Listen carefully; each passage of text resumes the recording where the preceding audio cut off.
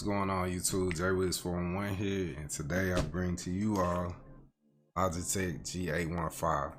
So the keyboard I got came in the mail sometime last week, and I just got it plugged up yesterday. Um, so yeah, these are my first impressions of it, but let's see. So of course it's got RGB. That's like the big thing now.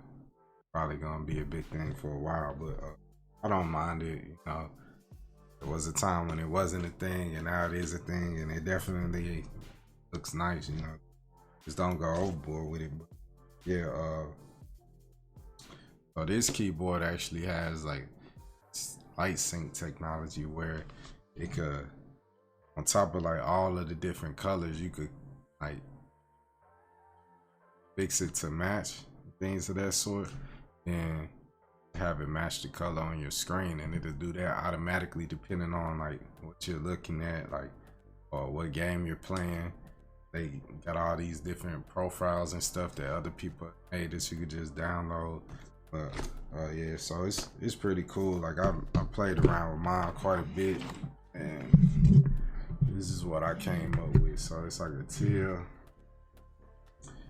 purplish, but if you haven't seen my wallpaper on my computer, then I've got like this Demon Slayer Kometsu thing. So I got it to match that pretty closely. So yeah, that's probably the colors that I'm gonna roll with for a while. But as far as the build, so it's made out of aluminum and magnesium.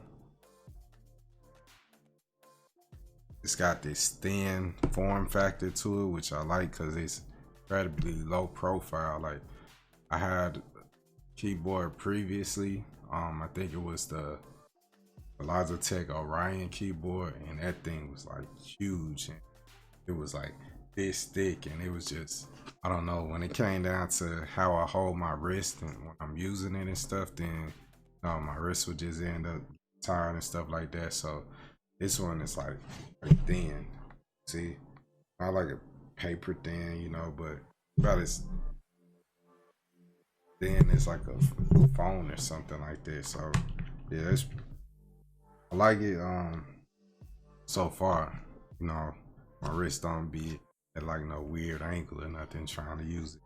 But and then it's got the keys are like, that's my favorite thing about it is the keys. Like they're thin also, so they're not real bulky. You know, you don't have to like the distance that you have to push down on them relatively minimal, which I like that a lot for, you know, it helps. It definitely helps when it comes down to like response time when you're pressing different buttons on games like first person shooters and stuff.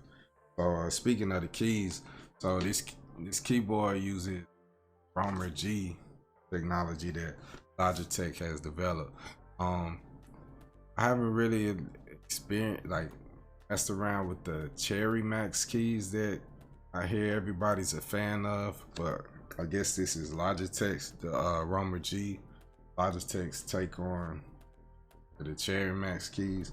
So right now it's coming in a clicky version, tactile version, and a linear version. So I had a clicky keyboard. It was a 10 keyless keyboard, and what that is you probably see it easier on the actual keyboard. But for those who don't know, got these 10 keys over here. So the 10 keyless version would eliminate like this whole side of the keyboard pretty much. So basically end right here, like, which would cut down the size drastically. So for those who are a fan of the 10 keyless keyboards, unfortunately the 815 doesn't come in the 10 keyless model, but the 915, which is the wireless version, this keyboard does come in a keyless model. So I guess we'll see later on down the road if they come out with a 10 keyless version of the 815.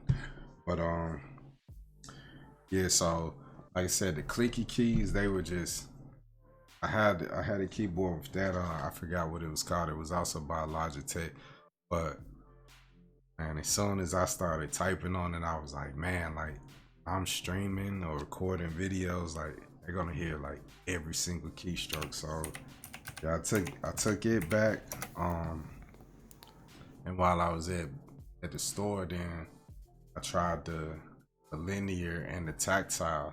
So it's not much of an audible difference in those two, but the tactile has this slight like bump, like feedback when you press down on the key, and I guess that kind of like lets you know when you feel it. Then um, you've actually like actually hit the keystroke.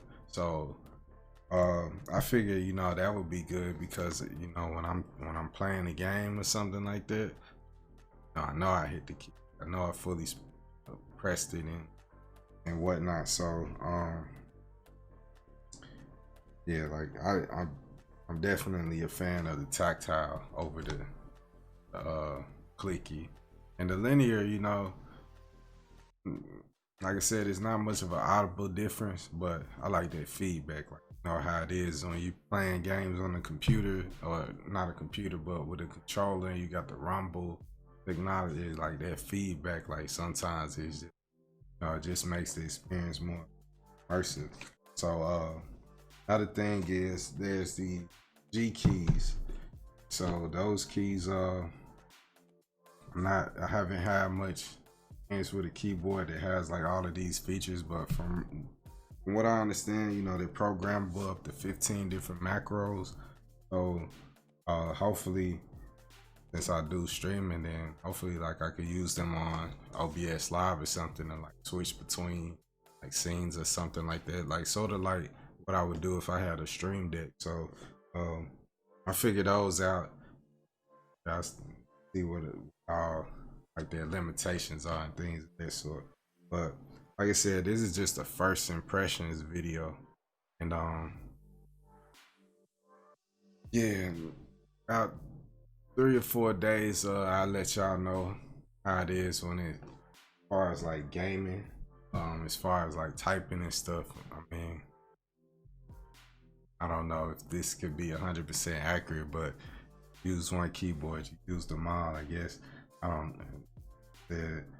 think gaming is, a lot of people have like their specifications they're looking for when it comes down to like controllers and all kind of other stuff. So I'm gonna roll with this for now, and try to get used to gaming on a keyboard with a keyboard and mouse. Like I'm primarily like a console gamer, so I used to play on the computer a lot way back in the Half-Life Diablo 2 days. So yeah, back to the keyboard and mouse for me. I gotta figure all of that out because games have a lot more things that you do with a lot more different buttons. Yeah, give me about 3 or 4 days, and you stay tuned, subscribe to the channel, and I have the full review up soon.